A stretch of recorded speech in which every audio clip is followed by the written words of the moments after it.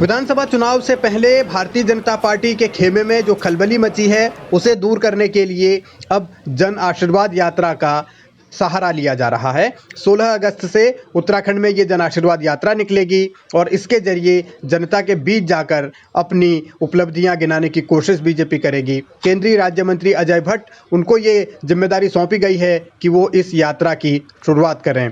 केंद्र में उन्हें मंत्री बनाया गया है निशंक के बदले, और अब वो उत्तराखंड में बीजेपी को चुनाव जिताने के लिए अभियान की शुरुआत करेंगे। यानी बीजेपी का चुनाव प्रचार एक लिहाज से यहाँ से शुरू हो जाएगा और बीजेपी ये कोशिश करेगी कि किसी भी तरीके से माहौल बनाया जाए, जो एंटी इनकम्बेंसी है उसका जवाब तलाशा जाए। ये जन आशीर्वाद यात्रा है, एक बहुत बड़ा कार्यक्रम है, हमारा पूरे देश भर में है।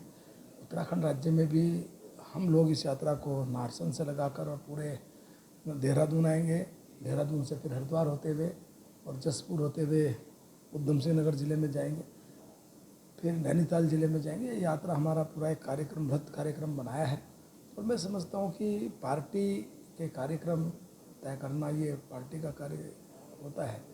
मैं समझता हूँ कि इस प्रकार की बातचीत करना उचित नहीं है। यात्रा के जरिए बीजेपी को कितना आशीर्वाद मिलेगा ये तो अभी कहा नहीं जा सकता, लेकिन कांग्रेस को सत्ता पक्ष पर हमला बोलने का मौका जरूर मिल गया है। विरोधियों को इस बात को लेकर ऐतराज है कि जब आप 4.5 साल से सत्ता में हैं तो फिर ऐसा काम क्या किया है जो अब आप जन आशीर्वाद यात्रा निकालने के लिए मजबूर हो रहे हैं।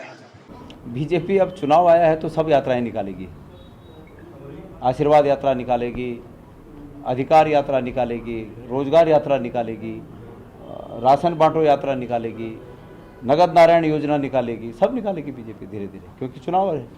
ये 4 साल में कुछ अगर योजना निकालते, 4 साल में जनता की तकलीफ़ों को समझते तो कोई बात थी, लेकिन 4 साल 4.5 साल कुछ नहीं किया, खाली घोषणाएं करते रहे, बातें करते रहे, मुख्यमंत्री बदलते रहे, आज ये हो रहा है, कल हो रहा है।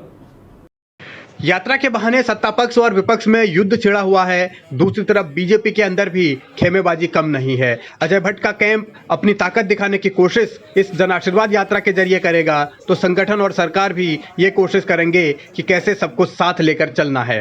हालांकि अब मौजूदा माहौल में जो परिस्थितियां हैं उनसे ये लगता है कि बीजेपी के भीतर घमासान तो है, मगर वो किस दौर में तूफान में बदल जाएगा ये कहा नहीं जा सकता। इसलिए इस यात्रा के भी मायने बहुत सारे हैं और इस यात्रा के जरिए बीजेपी को संभवतः ये जवाब भी मिल जाएगा कि 2022 में नतीजा क्या आने वाला है।